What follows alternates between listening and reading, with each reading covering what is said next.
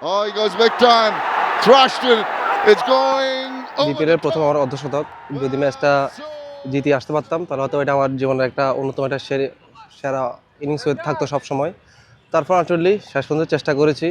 আক্ষেপ তো থাকেই যদি জয় না নিয়ে মাঠ ছাড়ি। Oh, Yorker attempted. যখন 15-16তম ওভার হয়েছিল তখন থেকে আমরা আসলে ক্যালকুলেশন করে খেলতেছিলাম, যেহেতু ওদের একটা ওভার শর্ট আছে।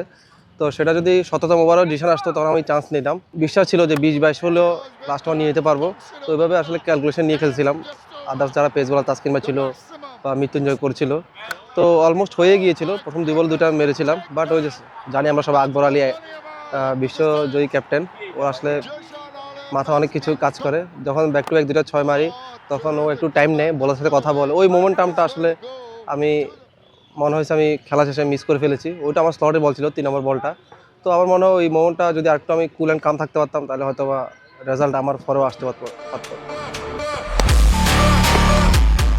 সবসময় আমি ব্যাটিংটাই পছন্দ করি, বোলিংটা হয়তোবা আমি ওইভাবে আসলে আন্ডার-19-এ 2টা বিশ্বকাপ খেলেছি as a batsman, batting allrounder হিসাবে। হয়তোবা এখানে ওই যে মিজানুর রহমান বাবুল স্যার আছে, বরিশাল টিমের হেড কোচ, ওনার অধীনে যখন আন্ডার-19 খেলি সাউথ আফ্রিকা ট্যুরে, যখন আমাদের মেইন বোলাররা খারাপ করতেছিল তখন আমাকে নতুন বলে 1-2 ওভার করা ছিল। দেখছিলাম আমার সুইং কন্ট্রোল ভালো, তখন থেকে আসলে পেস বোলিংটা যাত্রা শুরু। হয়তোবা আমার পেস বোলিংয়ের কারণে আমি হয়তোবা ন্যাশনাল টিমে খুব তাড়াতাড়ি সুযোগ পেয়েছি।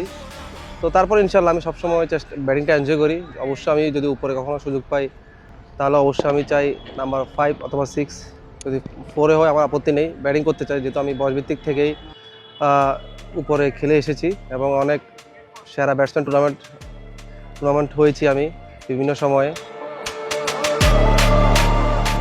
পুরো টুর্নামেন্টটা আসলে অনেক ভালো ক্রিকেট খেলেছি। হয়তোবা শেষ 2টা ম্যাচ আমরা হয়তোবা মোমেন্টামটা ধরে রাখতে পারিনি, লম্বা একটা ব্রেক ছিল, যার কারণে হয়তো আমি মনে করি মোমেন্টামটা ব্রেক হয়েছে। তারপরে ইনশাল্লাহ কোয়ালিফায়ার আগে এরকম ছোটোখাটো মিস্টেক বা ল্যাঙ্গুয়েজগুলো আমাদের জন্য আসলে সতর্ক বার্তা হিসেবে কাজ করে। ইনশাল্লাহ কোয়ালিফায়ার বা ফাইনালে তো আসলে ছোটো মিস্টেক আমরা আউট অফ টুর্নামেন্ট হয়ে যাব। তো এই জন্য আসলে ছোটোখাটো মিস্টেকগুলো খারাপের ভালোর মন্দ বলা যায়। তো ইনশাল্লাহ চেষ্টা করবো এই ল্যাকিংসগুলো ওভারকাম করে কোয়ালিফায়ার এবং ফাইনালে কাজে লাগাতে চাই আর কি। প্রতিটা ম্যাচ নতুন অপোনেন্ট, নতুন প্রতিপক্ষ, সব কিছু আমরা ফ্রেশ ডে হিসাব করে আমরা এগিয়ে চলি। প্রতিটা ম্যাচ আমাদের জন্য ইম্পর্টেন্ট। তো আমরা সব কিছু নতুন ওয়াইজ চেষ্টা করেছি।